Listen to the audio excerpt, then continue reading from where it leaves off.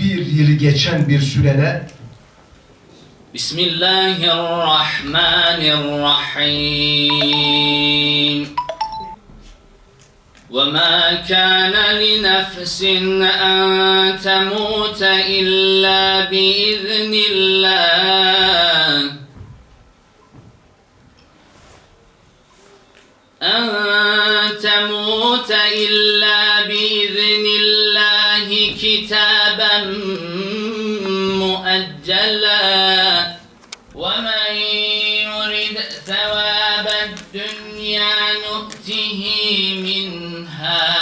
Bir Filistinli, bir Gazze olarak gerçekten biz bile bu Gazze'de olanları tahmin edemiyorduk. Hem acının büyüklüğünü hem de o halkın, o insanların mücadelesi, cihad aşkı ve gerçekten bedel öderken teslimiyetlerini de biz bile yeni yeni öğreniyoruz. Filistin halkı mücadelesi konuşulduğunda işte Aksa Tufanı konuşulur veya en fazla 67 Savaşı'ndan sonraki olanları anlatılıyor. FKÖ, Filistin Kurtuluş Örgütü'nün dan sonra. Ama Türkiye'de maalesef Filistin'le ilgili her önemli meselede olduğu gibi sahte belgeler gerçek belgelerden daha çok. Araplar meselesinde, Filistin meselesinde, Osmanlı meselesinde daha çok sahte ve yanlış bilgilerle dolduruyor insanların akılları. Filistin'in direnişi 1891'de başladı. Yani daha Osmanlı Filistin'den çekilmeden önce. Çünkü Osmanlı 1917'de son savaşında mağlup olunca Filistin'den çekilmek zorunda kaldı. 1891'de Filistinler ilk işte o dönemde maalesef Osmanlı'nın zafiyetinden faydalanan Alman iş adamları o ilişkiler, o Alman-Osmanlı ilişkisini kullanarak Yahudi-Alman iş adamları Filistin'de tarım projeleri adı altında Sünistlerin ilk yerleşim bölgeleri inşa ettiler. Ve bunu gören Filistinliler sebebini, hedefini hemen anlayıp karşı çıktılar. Ve ilk çatışma 1891'de Yafa, bugün Tel Aviv dedikleri bölgede yaşanmış. Ondan sonra 1891'den sonra olaylar, halk olayları tekrarlandı ta 1917'ye kadar. 1918'de ilk direniş örgütü kuruldu Filistin'de. Fedailer Cemiyeti, yani daha Filistin işgal edilir edilmez ilk örgütlü direniş hareketi kuruldu. Yani bugün yaşadığımız o direniş hayatı bugün değil, dün değil, 1 sene 10 sene önce değil. Yaklaşık 110 sene, 108 sene önce başlayan bir direniş hayatından, serüveninden bahsediyoruz. Ve ilk İslami temelli, İslami kimlikli direniş hareketi Ezzül Kassam eliyle kurulmuştur. Bugün Filistin direnişin en büyük hareketi, İslami direniş hareketi Hamas'ın askeri kanadın adı da Ezzül Kassam Tugayları. Filistin direniş hareketi aslında 1891'de başlayan o halk ayaklanmasıyla başlayan ve bugüne kadar devam eden, yani yaklaşık 120 sene devam eden bir mücadele, bir direniş hareketidir. Ve bu hareketinin sürecinde özellikle bazıların anlatmak istediği gibi işte Filistin halkı hakkında oluşturmak istedikleri algı gibi işte Filistinler toprakları sattılar, Filistinler işgalle işbirliği yaparak kendileri işgal ettirdiler diyenlere bir cevaptır aslında. Çünkü Filistin halkı 120 sene boyunca yüz binlerce şehit, milyonlarca yaralı ve esir vermiştir ve hala vermekte devam ediyor. Hele Aksa Tufanı gören birisi bunu söylemesi artık ya ahmaktır ya da yalancıdır. Başka bir şey değil. Ki nitekim bugün Gazze'de herkes şehit olmaya hazır. Herkes bedel ödemeye hazır. Nitekim çoğu insan ödemiş durumda. Aslında anlatılması gereken bu dava, bu ruh nasıl oluştu? Nereden geldi? Nasıl oldu? Çünkü Filistinler sizin gibi, bizim gibi, herkes gibi, tüm insanlar gibi yaşamayı seven. Bakın şu anda Gazze'de çadırlar içerisinde düğün yapıp evlenen Filistinler var. Bunu şey olarak bazen görebiliriz. Ya bu adamlar kafayıymış. Hayır. Biz yaşamak istiyoruz diyorlar. Biz yaşayacağız ve devam ettireceğiz bu hayatı. İşgal ne yaparsa yapsın bizi yaşamaktan almayacak, alıkoymayacak. Ve bunu bir direniş aracı olarak görüyorlar. Adam evi yıkılmış, çocukların bir kısmı şehit olmuş, malı mülkü gitmiş. Benim tanıdığım isimlerden bahsediyorum, şahıslardan bahsediyorum. Çok zengindi ama şu anda bir çadırda yaşıyor, kalkıyor çocuğunu ya da kızını evlendirebiliyor. Aslında bu bir ruhtur. Bir böyle eğitimle gelen bir şey değil bu.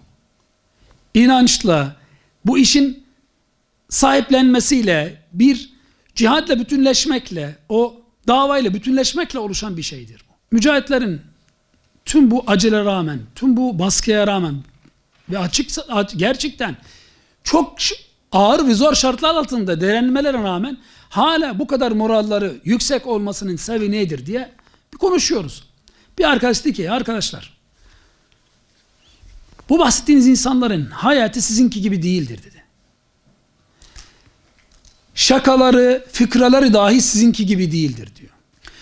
Çalıştıkları yerde tünel kazarken diyor, bu tünelden hangi operasyon gerçekleştireceklerini, işte bu tünelden çıkarken kaç Siyonist askeri katledeceklerini, öldüreceklerini ya da çatışma sırasında nasıl şehit olacaklarını anlatıyorlar birbirine.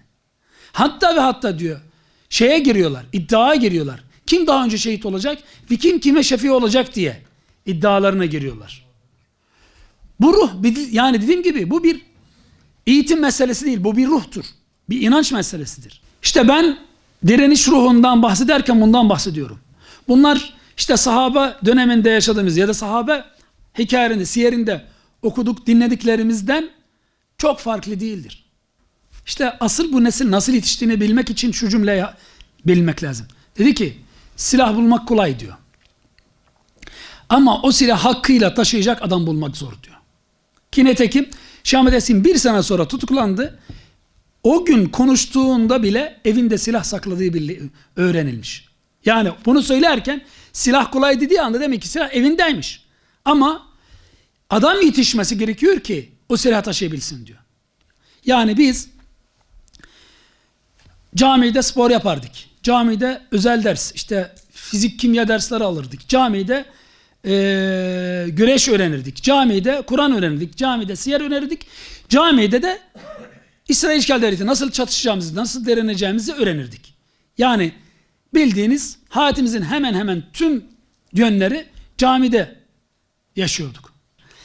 O nesil birinci intifadayı bitirdikten sonra ikinci intifada başlamasıyla birlikte Kur'an merkezli bir eğitim, ki bir cami içerisinde 200-300 çocuk her gün akşam yatsı namazları arasında Kur'an eğitimi alıyorlardı.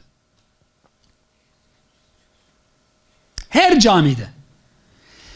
Yılda 10.000 hafız yetiştiriyordu Gazze.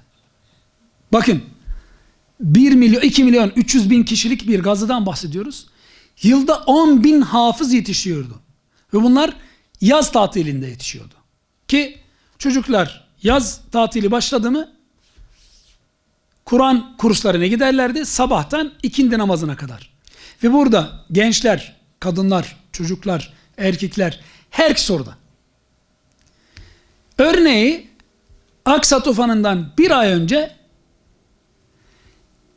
Gazze'de tek celsede sabah namazından sonra başlayıp ancak namazlara araya vererek tüm Kur'an-ı Kerim'i tek celsede ezberden okudular. 8500 kişi. Ve bunlar içerisinde en yaşlısı 85 yaşında bir kadındı ve en küçüğü 6 yaşında bir çocuk. O 6 yaşındaki çocuk şehit oldu bu arada bu savaşta. Yani bu nesil kolay kolay yetişmedi. Bu bilinç, bu ruh hala Beyt Hanun 5 kilometre karelik bir köy hala bir sene 14 ay geçmesine rağmen hala direnebiliyor. Yerle bir edilmiş Evleri dozerlerle kazılmış bölgeler hala direnmeye devam ediyor. Ve şimdi Gazze'ye gittiğiniz zaman, sorduğunuz zaman bu işin sonu ya zafer ya şehadet diyorlar. Yani bu ruh sadece bir direnişçi toplumunda değil. Ondan dolayı direniş onu kucaklayan bir halkla, bir toplumla birlikte yaşıyor. O toplum içerisinde yetişiyor. Ki nitekim birçok aile bombalama esnasında bölgesinden kaçmıyor ki, diyor ki biz kaçarsak mücahitler yalnız kalır. İşte bu ruh, bu mücadele bugün işte 365 kilometre karelik Gazze'yi dünyanın tüm ordularına karşı, çünkü bazı ülke sanki biz İsrail'le savaştığımızı zannediyor. Bakın, Filistin, Gazze bugün İsrail işgal devletiyle değil. Bugün tüm dünyayla, tüm Batı dünyasıyla savaşıyoruz. Ki nitekim Gazze'ye atılan bombaların %85'i Amerika'nın hibesi. Bakın, böyle oradan satın alınmış falan değil. Direkt hibe edilmiş. Almanlar, özellikle İsrail işgal devletinin tank mermilerinin çoğu Almanların verdiği hibelerdendir. Fransızlar hem mermi hem istihbarat uçakları ile birlikte oradalar. Hollanda'da oradadır, İngiltere'de de oradadır. Hatta ve hatta özel birlikleriyle birlikte oradalar. Ve maalesef bunun üstünde birçok ülkede, o ülkenin vatandaşı Türkiye dahil olup Sunist Yahudiler Filistin'e gidip Gazze'de savaşıyorlar şu anda. Yani biz maalesef Gazze'de İsrail işgal devletiyle değil, tüm dünyadaki batıl güçleriyle savaşıyoruz. Ve buna rağmen 14 aydan fazla dayanabiliyor Gazze ve dayanmaya çalışıyor. Aslında Filistin direnişi sadece Filistin'e değil, sadece bölgeye değil, tüm İslam alemine, hatta ve hatta tüm dünyaya çok büyük bir iyilik yapmıştır. Bakın, bu savaşın sonucu ne olursa olsun İsrail yenilmiştir. Ve bu nesil kaybetmeye kabul etmez. Şehit olsa bile kaybetmemiştir. Ve bu nesil artık dünyaya İslam'ı bile anlatmaya başladı.